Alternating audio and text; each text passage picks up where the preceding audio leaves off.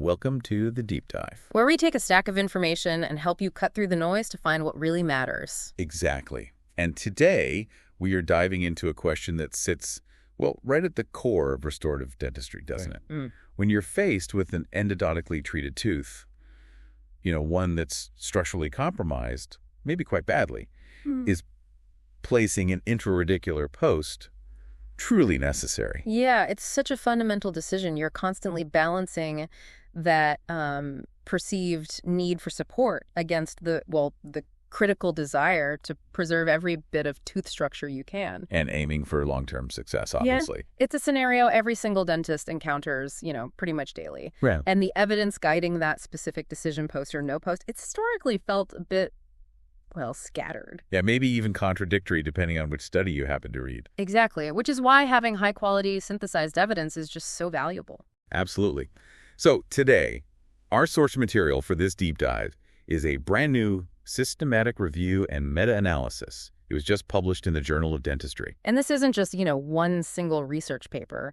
It's a really rigorous attempt to pool all the data from the best available studies out there. Specifically randomized clinical trials, right? The gold standard. That's right, RCTs. Trying to give us a clearer, more evidence-based answer to that really crucial question about using posts in endo-treated teeth. So our mission today is basically to unpack the findings of this big analysis for you. Yeah, we want to highlight the key takeaways, definitely explore the nuances they found, because it's not always black and white. Like when looking at different types of restorations. Or Or post materials. Exactly. And critically, discuss what the researchers themselves say about the strength or, the certainty of the evidence they found. Okay. Hopefully this helps inform your clinical decisions next time you're looking at one of these complex cases. Let's hope so. Okay, so let's start by setting the stage a bit. Yeah. Why is this even a question dentists debate so much? Why the controversy? Well, it really boils down to the inherent challenge of restoring teeth that have had root canals, especially those that have lost a significant chunk of their original structure. You mean from massive decay or trauma? Yeah, or even just the access cavity preparation itself can remove a lot of tooth. These teeth are often, structurally weakened, and they need to be restored so they can actually stand up to the forces of chewing. Pretty considerable forces day in, day out for years. Right. The integrity of what's left of the tooth is just vital for its long-term survival. Absolutely. And traditionally, especially when a tooth was, significantly broken down coronally, the kind of knee-jerk reaction or the standard approach was to place a post. An intraradicular post. The thinking being. The idea was that by cementing this post down into the root canal space, you'd get better retention for your core buildup. And then this sort of reinforced core would support the final crown or whatever restoration you were placing. And theoretically, this whole system would prevent failures. And we saw all kinds of posts used historically, right? Metal ones, cast gold. Oh yeah, a huge variety. Custom cast posts, prefabricated metal posts, and then more recently, of course, fiber posts came onto the scene. But that traditional thinking started to get questioned, didn't it? It did. Over the past maybe couple of decades, clinicians and researchers started thinking, hang on, does placing a post actually add strength? Or does it do the opposite? Because you have to drill out more tooth structure to place it. Exactly. Preparing that canal space for a post means removing more dentin, often healthy dentin, from the root. And that can potentially weaken the root itself. Which is the foundation you're relying on. Precisely. Plus, it adds clinical time. It can sometimes be uncomfortable for the patient. And, sometimes the post itself becomes the source of the problem. Like it comes loose. Deciments. Yeah, or worse, it contributes to a root fracture. Which is often, game over for the tooth. Catastrophic. And I guess this shift in thinking was happening around the same time we were seeing big improvements in adhesives. That's a huge part of it, the adhesive era. With much better bonding agents, better composite materials, the possibility really emerged of building up a strong, reliably bonded core directly onto the remaining tooth structure. Without needing that post digging down into the root for mechanical retention. Exactly. If you can really trust your adhesion, you might be able to skip the post altogether and preserve more of that precious root dentin. So you had this clash.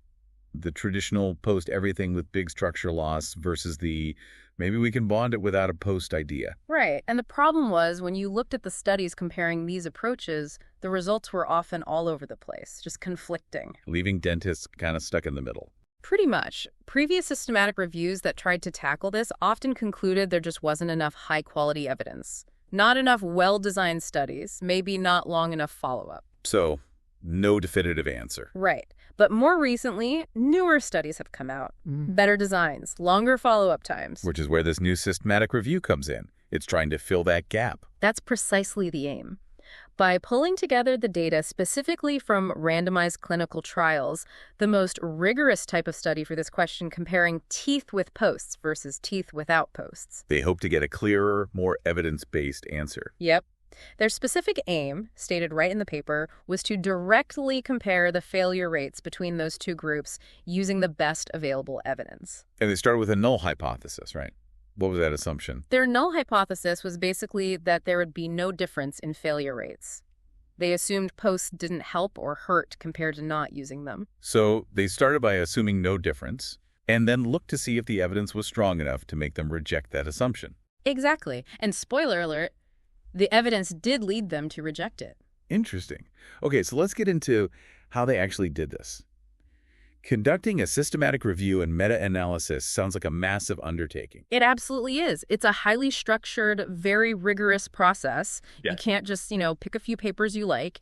There are strict rules to follow to minimize bias. They mentioned following things like the Cochrane Handbook and the PRISMA checklist. Yes, those are the established international guidelines. They ensure transparency, make sure every step is documented, so someone else could, in theory, repeat the process. And they even registered their plan beforehand. In Prospero. Right. That's best practice. You lay out your entire plan, your research question, your search strategy, your inclusion criteria, how you'll analyze the data before you even start looking at the studies. It helps prevent researchers from, consciously or unconsciously, changing their methods later to fit the results they find. Keeps things objective. Exactly. And they framed their core question very precisely using that PICO format. PIC. Patients, intervention, comparison, outcome. Yep. Patients were endodontically treated teeth. Intervention was using an intraradicular post. Comparison was restoring without a post. And the outcome they measured was failure rates. So the core question boiled down to, do posts reduce failures compared to no posts in these teeth? Pretty much. And to find the studies, they searched everywhere. All the major electronic databases, Medline PubMed, Embase, Scopus, Web of Science. Covering research published up until late 2024. Yeah, up to October 2024, so it's really current. And they didn't just stick to the big journals, they also searched what's called gray literature. What's that? Like conference abstracts or things like that, yeah. Dissertations, ongoing clinical trials registered on sites like clinicaltrials.gov. It helps find studies that might not have been formally published yet or maybe had results that weren't statistically significant, which sometimes makes them harder to publish. It reduces publication bias. Right, the tendency for studies with positive results to get published more easily. So that initial search must have pulled up thousands of articles. Oh, it did. Over 2,300 articles initially, plus dozens of registered trials. That's where the really careful filtering process starts. They had very specific rules, inclusion criteria, for which studies could make the cut. And the main one was? They only included randomized clinical trials, RCTs. That's the study design you really want for comparing two treatments like this, because the randomization process helps ensure the groups, post versus no post, are as similar as possible from the start. So any differences in failure rates are more likely due to the post itself, not some other underlying difference between the groups. Exactly. It minimizes selection bias. So they had to exclude a lot of other study types. Like lab studies, breaking teeth on a machine. Yep. In vitro studies were out. Case reports, opinion pieces, review articles, all excluded. Also, studies that didn't actually have the two groups we care about, a group with posts and a group without posts for direct comparison. And they mentioned excluding studies on endocrowns that use the pulp chamber. Why was that? Because an endocrown, where you're relying on bonding within the pulp chamber itself, is a slightly different restorative philosophy and preparation design compared to the traditional post and core approach, or a core buildup without a post. They wanted to keep the comparison focused. Okay, makes sense. So after all that sifting and sorting, how many studies actually met all their criteria and were included in the final analysis? They landed on 13 randomized clinical trials. So all the results we're going to talk about are based on the combined data from those specific 13 studies. Got it. And for each of those 13, they had to pull out specific pieces of information, right? What data points were they looking for? A whole range of things that could potentially influence the outcome. Basic stuff like how many patients were in the study, but also details like the specific type of post used. Was it fiber, titanium, cast? Where was the tooth? Anterior, posterior. Maxilla, mandible. Right. Yeah. The brand of the post sometimes. What kind of final restoration was planned? Direct filling, crown? How long were the patients followed up? They set a minimum of 12 months follow-up. And obviously the most critical data: how many failures occurred in the post group, how many in the no post group, and what were the overall survival or success rates reported by the study. That's a lot of detail to extract consistently. Yeah. And then they had to assess the quality of these studies, right? Right. And the certainty of the combined findings. Absolutely critical steps. First, they assessed the risk of bias within each individual RCT. They used a standard tool called ROB 2.0. ROB 2.0? Yeah. Risk of bias tool, version 2. It looks systematically at different aspects of the trial's design and conduct where things could have gone wrong and introduced bias. Like how they randomized the patients. Exactly. Was the randomization process truly random and concealed? Were there deviations from the intended treatments? Was data missing, and how did they handle it? Were the outcomes measured reliably and objectively? And did they report the results selectively? Assessing these domains for each study gives you a sense of how trustworthy its individual results are. Okay, so that's judging the quality of the individual building blocks. What about judging the quality of the whole structure once they put them together? The overall certainty? That's where the grade approach comes in. Grading of recommendations, assessment, development, and evaluation. It's a system for rating the overall certainty of the evidence from a body of literature, like the pooled results from these 13 RCTs. And what factors does grade consider? It looks at the overall risk of bias across the studies, were most studies low risk or high risk. It looks at inconsistency, did the studies generally agree, or were the results wildly different? That's heterogeneity. Right. It looks at indirectness, did the studies perfectly match the PIC question, or were there differences in patients or interventions? Imprecision, were the results statistically precise, meaning narrow confidence intervals, usually linked to having enough data. And finally, publication bias. Is there a suspicion that studies might be missing? And based on all that, grade gives a rating. Yeah, it classifies the certainty of the evidence as high, moderate, low, or very low. This is really important because it tells you how confident you can be that the observed effect is close to the true effect. So a low certainty finding means, okay, the data points this way, but we should be cautious because of limitations in the studies. Exactly. It tempers the conclusion. So after all that assessment, they performed the meta-analysis, the statistical pooling of the data. They calculated failure rates, used standard methods like Mantel-Haenszel to get the overall risk ratio, RR, and its 95% confidence interval, CI. And the risk ratio, just to recap, less than 1 means fewer failures with the intervention posts. Greater than 1 means more failures with posts. And the CI tells us the range of plausible true effects. Precisely. And they looked at that I-squared statistic, I say, to quantify heterogeneity, the variability between studies. If I was high, they used a random effects model for the analysis, which accounts for that variability. And they planned subgroup analyses, too. Yes, specifically looking at whether the results differed based on the type of restoration, direct versus indirect, and the type of post-material used. Wow, okay. That is a seriously thorough process. Yeah. So after applying all that rigor, what did they find? What did the numbers show when they combined data from those 13 RCTs? Okay, the big picture first. The overall analysis, pooling data from all 13 trials, was pretty substantial. It involved a total of 2,287 patients. Wow. And they evaluated 2,555 endodontically treated teeth in these studies. A good chunk of those, 1,807, were restored with some kind of post, and 748 were restored without a post. That's a decent amount of data to compare, and it covered different teeth, different follow-up times? Yeah, real mix. Both maxillary and mandibular teeth, anterior and posterior regions, although some studies did focus specifically on just posteriors or just anteriors.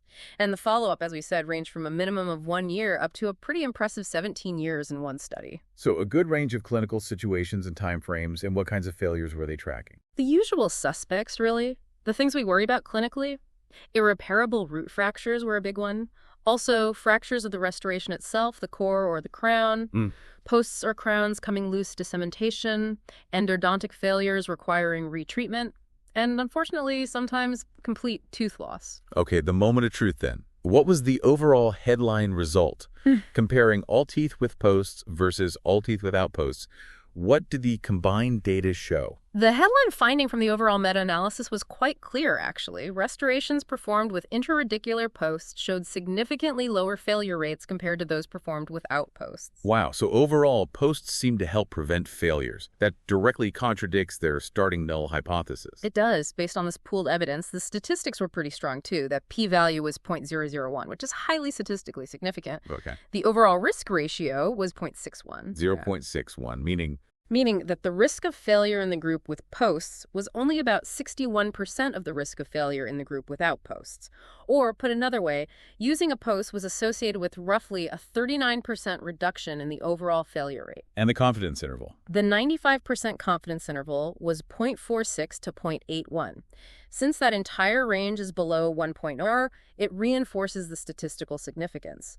It suggests the true effect is very likely a reduction in failure risk with posts. But you mentioned they found some heterogeneity in that overall result, some variability between the studies. Yes, they did. The eye-face statistic was 40%, which indicates moderate heterogeneity. So while the overall trend favored posts, the amount of benefit wasn't perfectly consistent across all 13 studies. Okay. So how did they explore that variability? They did a really interesting sub-analysis. Because root fracture is such a distinct and often catastrophic type of failure, they decided to separate it out. They looked at the risk of irreparable root fracture specifically, and then separately looked at the risk of all other types of failures combined, like decementation, restoration fracture, endofailure, etc. And did splitting it up like that clarify things? It really did. It was quite revealing. The favorable difference for the post-group fewer failures actually persisted for both categories of failure. But the magnitude of the benefit and the consistency of the evidence was dramatically different.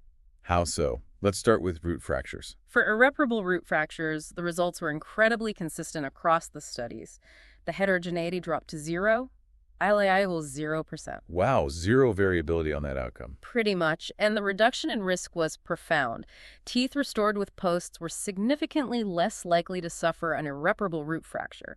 The p-value was less than 0.001. The risk ratio was 0.15. 0.15. That means the risk of root fracture with a post was only 15% of the risk without a post. Based on this pooled data, yes, an 85% reduction in the risk of irreparable root fracture associated with using a post. And the confidence interval was tight, 0.08 to 0.27, still well below 1.0. That's a huge effect, and highly consistent evidence for it. That seems like a really major finding specifically about preventing root fractures.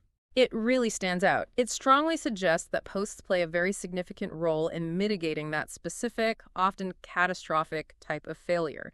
Now, for the other failures category, things like the restoration breaking or coming loose.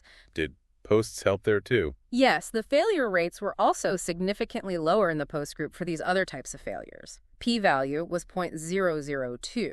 The risk ratio was 0.72.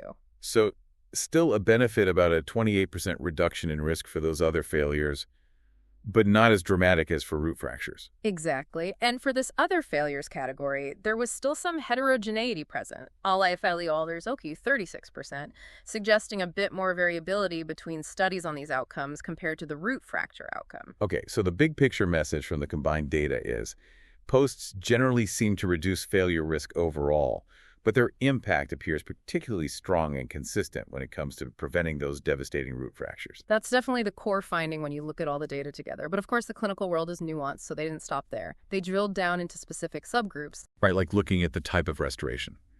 Did it matter if it was a direct filling versus needing a buildup for a crown? This subgroup analysis provided some really important potential guidance for clinicians. They separated the studies based on whether the final restoration was placed directly, think composite resin, maybe amalgam, or if the tooth required a core buildup specifically to support an indirect restoration, like a full crown, partial crown, onlay, that sort of thing. Okay, let's take direct restorations first.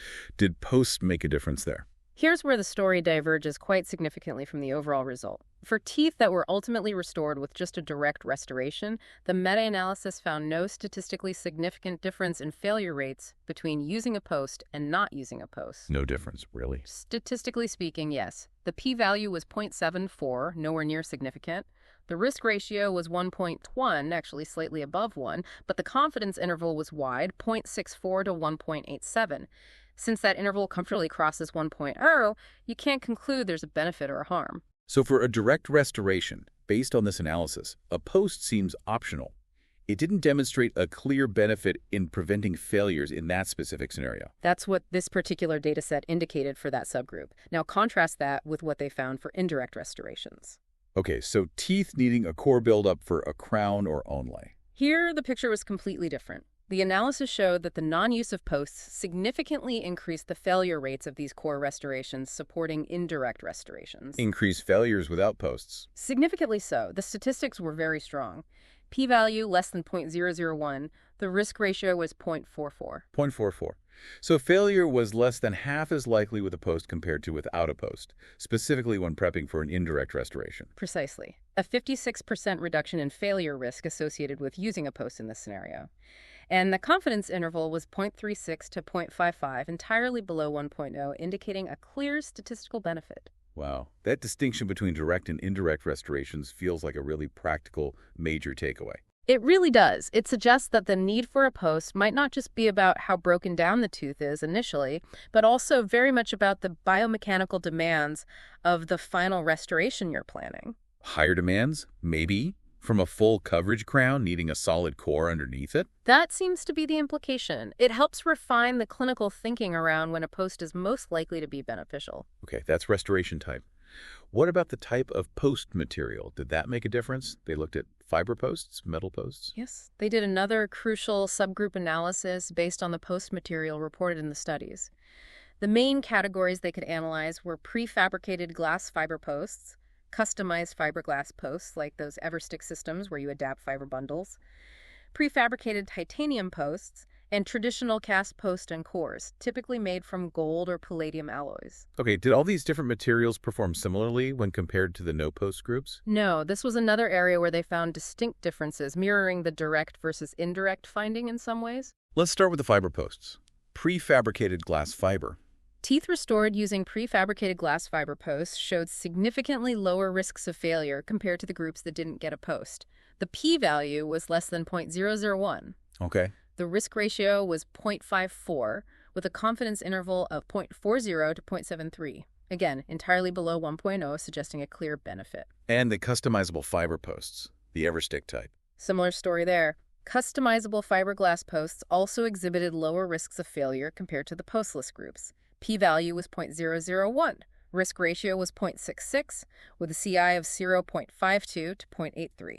So both types of fiber posts analyzed seem to provide a significant benefit in reducing overall failures compared to not using a post based on this meta-analysis. That's what the pooled data indicated. Now, what about the metal posts? Yeah, titanium and cast posts. This is where things get really interesting, and it contrasts sharply with the fiber posts.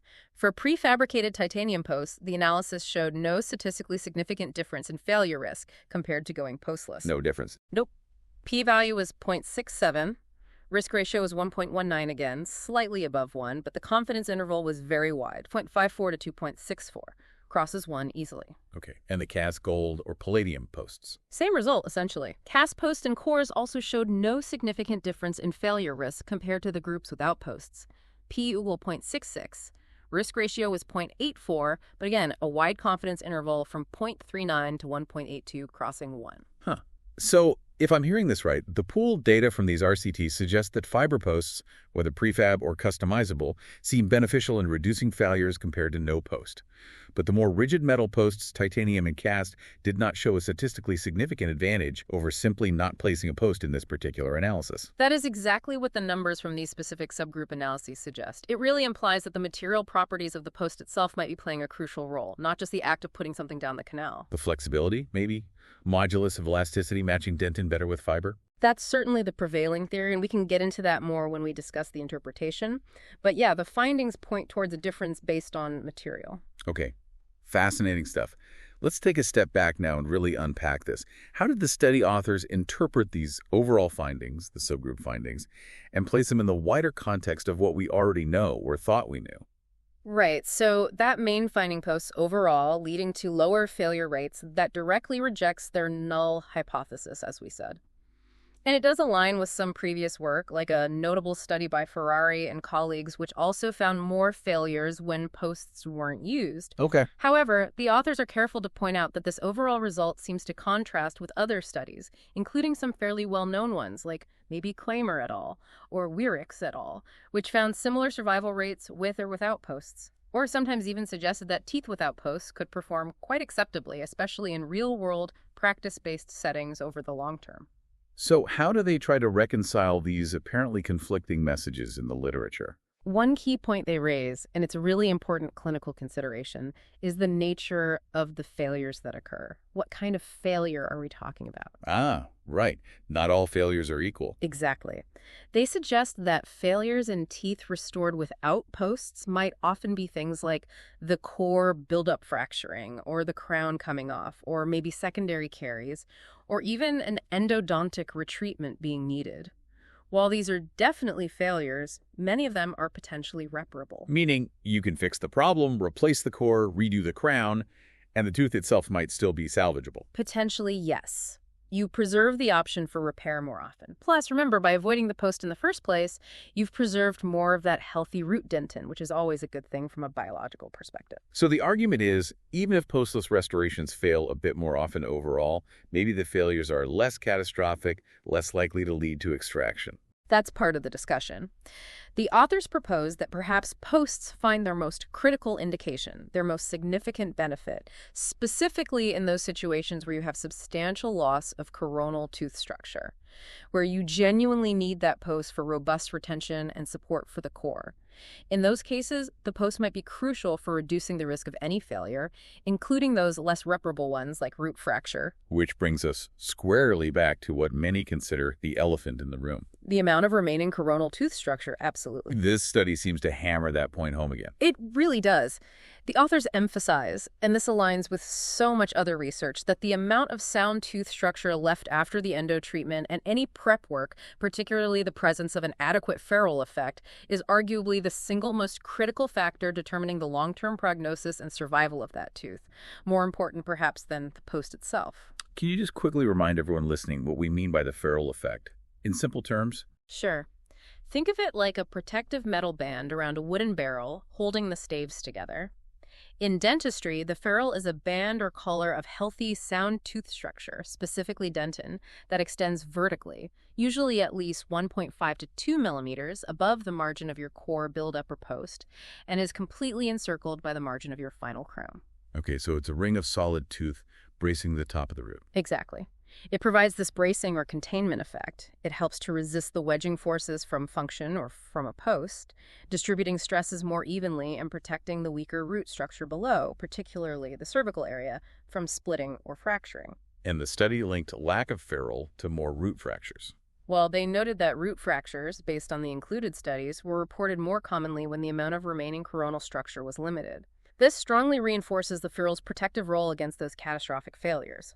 It supports other recent reviews highlighting just how positive an impact having a good ferrule has on fracture resistance and overall success rates.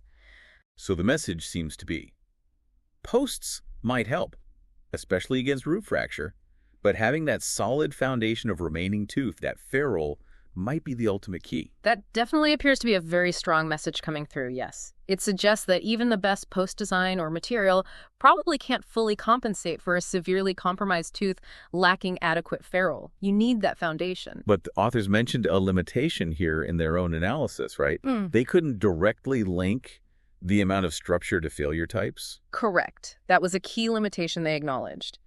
While the overall importance of remaining structure is clear, they couldn't perform a specific statistical analysis within the post group or the no post group to see exactly how, say, having 0 walls versus 1 wall versus 2 walls remaining correlated with the risk of root fracture versus debonding. Why? Because the 13 individual studies they included just weren't consistent enough in how they reported the amount of remaining tooth structure. Some might have said less than 2 walls. Others might have measured ferrule height. Others might not have specified it clearly at all. Without standardized reporting in the source studies, you can't reliably pool that specific data for a meta-analysis. That makes sense. You can only analyze the data you have, and if it's not reported consistently. So it sounds like a call for future research to be much better at standardizing how they measure and report remaining structure. Absolutely. That was a strong recommendation. Standardized reporting using clear criteria, number of walls, furrow height and thickness, maybe percentage of structure remaining, is crucial if we want future reviews to untangle that interaction between remaining structure and post-usage more precisely. Do they mention anything else influencing failures, like tooth type? Briefly, yes. They noted that a couple of the included studies reported higher failure rates specifically in premolars compared to molars or anterior teeth. Any ideas why premolars might be trickier? The authors didn't delve deep into it in this review, but common speculation in the literature relates to occlusal forces. Premolars often bear significant forces during lateral chewing movements, potentially different stress patterns than molars experience. Their root anatomy can also be less robust sometimes. It might just make them inherently more susceptible to certain types of failures, like fractures or debonding, regardless of how they're restored. Okay, let's swing back to that post material, finding fiber posts looking beneficial, metal posts not showing a significant difference from no post in this analysis. What's the thinking behind why that might be the case? The authors discuss the likely role of mechanical properties. As we touched on, glass fiber posts have a modulus of elasticity, a measure of stiffness that's much closer to that of natural dentin compared to very rigid materials like titanium or cast metal alloys. So they flex more like the tooth does. Sort of, yes. This similarity in flexibility, in theory, could lead to a more favorable distribution of stresses within the remaining root structure when chewing forces are applied. It might avoid concentrating stress in critical areas, which could otherwise initiate a crack or fracture. Rigid metal posts, being much stiffer than dentin, might concentrate stress more, acting a bit like a wedge. And then there's that whole concept of favorable failure with fiber posts, right? The idea that they might debond rather than break the root. Yes, that's definitely part of the ongoing discussion and rationale for using fiber posts. The hypothesis is that if the tooth is subjected to an excessive, potentially damaging force, a fiber post, being less rigid and relying on adhesion, is perhaps more likely to fail at the interface it debonds from the canal wall. Which might be annoying, but potentially repairable. Exactly. You might be able to clean things up and rebond it, saving the tooth. Whereas a very rigid metal post under that same excessive load might be more likely to transfer that force directly into the surrounding dentin, leading to an irreparable root fracture. Game over. Did this review offer any evidence on that specific point, more debonding with fiber?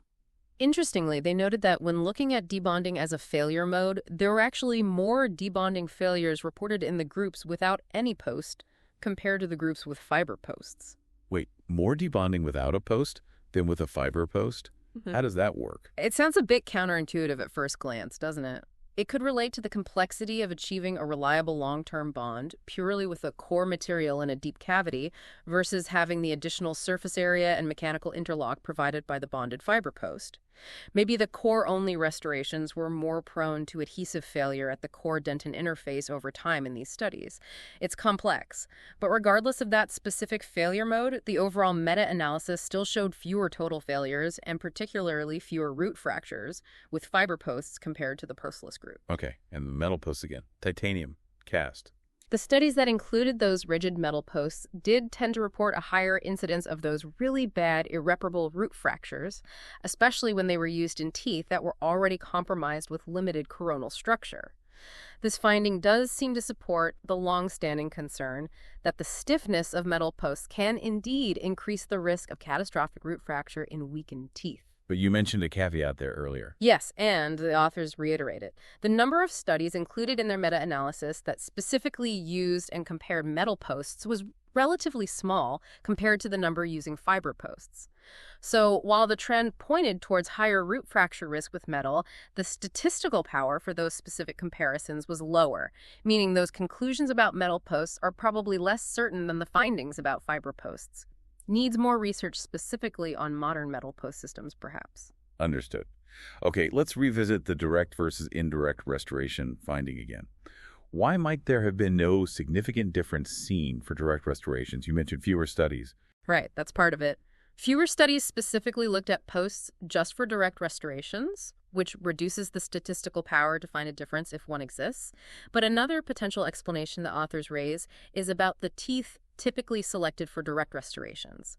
It's possible that the teeth included in those particular studies tended to be ones that, while needing endo, still retained a moderate amount of coronal structure, maybe more than 25% of the walls remaining, for example. And if you have more tooth left? If you have a decent amount of solid tooth structure to bond to, especially with modern adhesive systems, you can often achieve very strong and reliable retention for a direct composite restoration without needing any help from a post. The remaining tooth structure and the adhesion might simply be sufficient on their own for that type of restoration. Clinical studies, specifically comparing post versus no post for direct restorations, are actually quite scarce and often small. Okay. And conversely, the clear benefit shown for posts when preparing for indirect restorations. Crowns, onlays.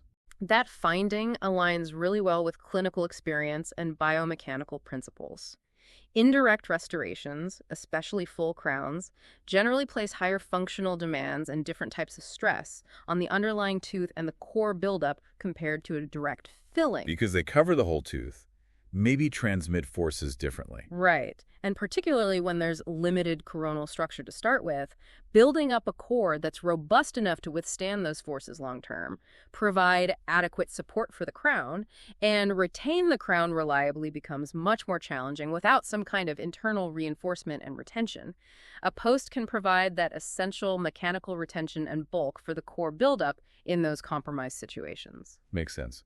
But even here, there's nuance, right? What if you do have quite a bit of structure left, but you're still planning a crown? Exactly. Even in the context of indirect restorations, the authors acknowledge, and other literature supports, that if a tooth does happen to have substantial remaining coronal structure, maybe a really good ferrule, some clinicians might still argue against placing a post. Why? If posts seem to help overall for indirect. To avoid that very act of removing more healthy root dentin to place the post, the argument is, if you have enough solid tooth for the ferrule and core retention, maybe drilling the canal for a post actually weakens the root unnecessarily in that specific situation, even if you're planning a crown. So it always comes back to the individual assessment, weighing the pros and cons for that specific tooth. Absolutely. This is a point the authors really emphasize throughout their discussion. While this systematic review provides incredibly valuable evidence-based guidance, it shows us the trends, the risks, the benefits based on the best available pooled data, it absolutely does not replace the need for careful, individualized clinical assessment. Still have to look at the tooth in front of you. You have to. How much tooth structure is really left, especially coronally, cervically? What's the quality of that remaining dentin? What are the expected chewing forces on that tooth? What's the design of the final restoration? What materials are you using? You need to consider all those factors for this specific tooth and then integrate the evidence from this review, understanding its strengths and its limitations to make the best clinical judgment call. And speaking of limitations, it's really important we cover those.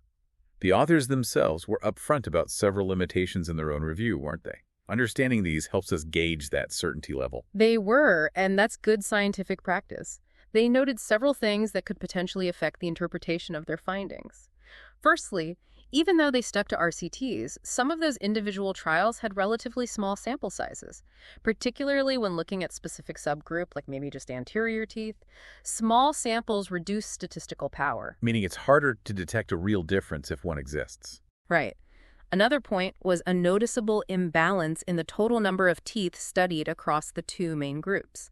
Remember, there were significantly fewer teeth in the without post groups overall, around 750, compared to the with post groups, over 1,800. And that imbalance could potentially skew the statistics somehow. It's a possibility that needs to be considered in the interpretation. Other limitations they highlighted were things like, well, a lack of consistent reporting in the original studies about the specific type of cement used for bonding the posts. And cement choice definitely affects bond strength and failure modes. Absolutely. That's a known variable, but the data wasn't there consistently to analyze its effect. They also noted differences in the specific inclusion criteria used by the different studies who got enrolled. And, as picked up by their risk of bias assessment, there were some issues with the randomization process or blinding in some of the included studies. So potential bias is creeping in even within the RCTs. Potentially, yes. And then there were variations in the clinical procedures used from study to study, and critically, as we discussed before, those major inconsistencies in how the amount of remaining coronal tissue was defined and reported. So lots of variability, even among the best studies available. Exactly. And all these factors, the potential biases, the inconsistencies, the variations in procedures and reporting, especially regarding remaining tooth structure, they all contribute to that statistical heterogeneity, that variability they observed in some of the pooled analyses. And what's the bottom line consequence of all these limitations and the heterogeneity, according to their grade assessment? What was the final verdict on the certainty of the evidence?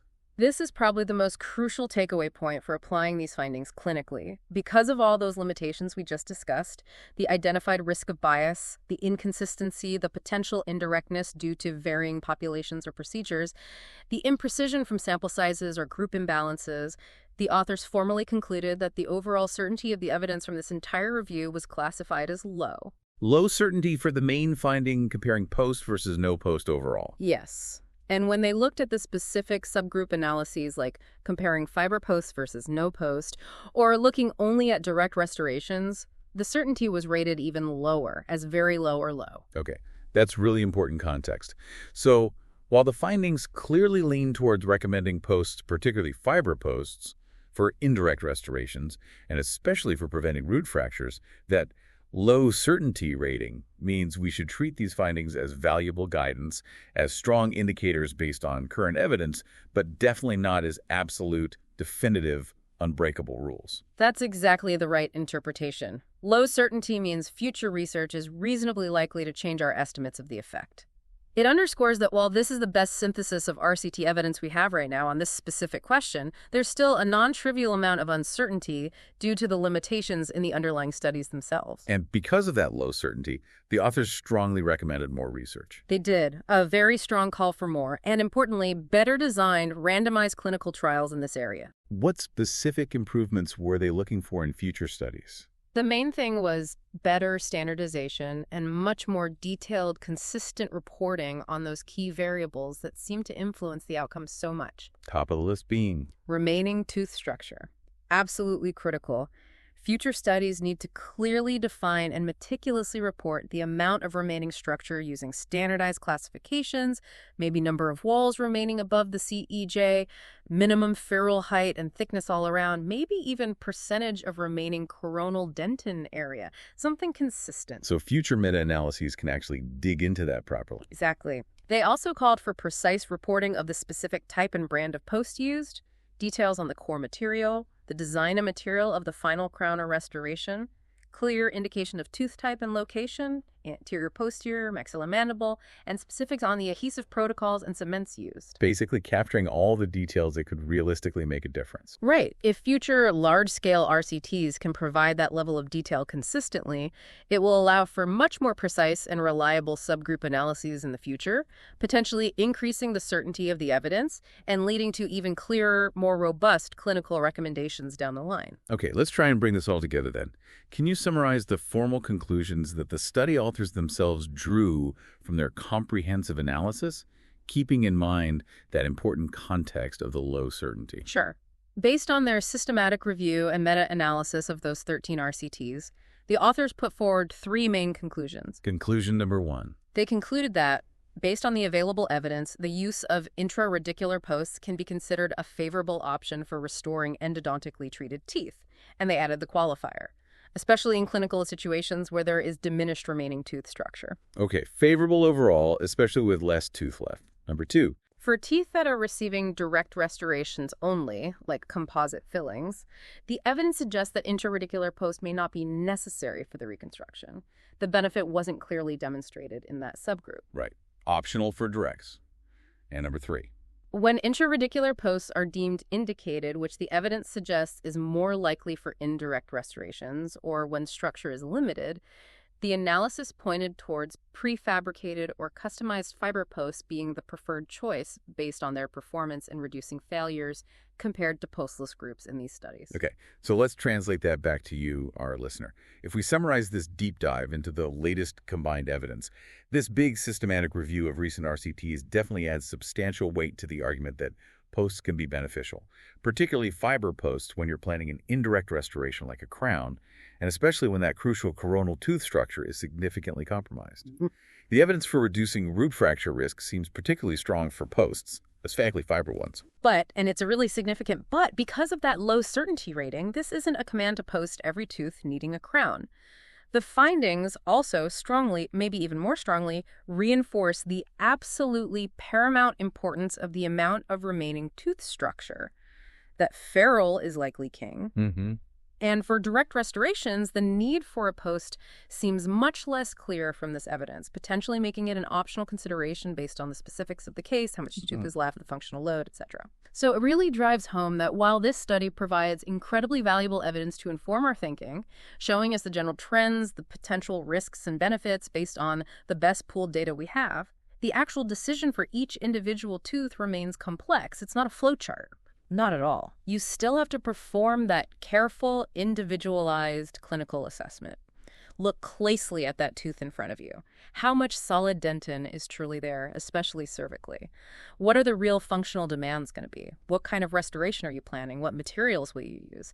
You integrate all of that with the evidence from this review, understanding both its strengths and its limitations, like the low certainty to arrive at your clinical judgment. It gives you a much stronger evidence base to weigh those options, but doesn't remove the need for that judgment call. Couldn't have said it better myself. Okay, so here's a final thought, maybe a provocative one, for you to mull over as you reflect on this deep dive.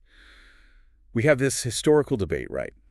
And now this study comes along suggesting posts, particularly fiber posts, reduce overall failure and seem to dramatically cut down the risk of root fractures, especially when structure is limited or an indirect restoration is planned.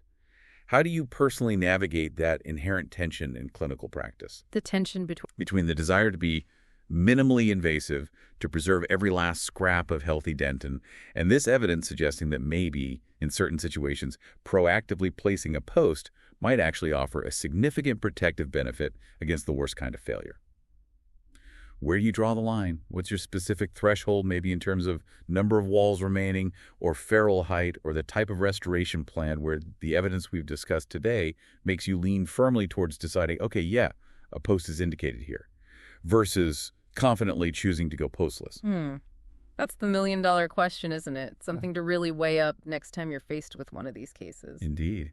Well, thanks for joining us for this deep dive into the latest evidence on restoring endodontically treated teeth. We hope this analysis proves helpful in your clinical practice.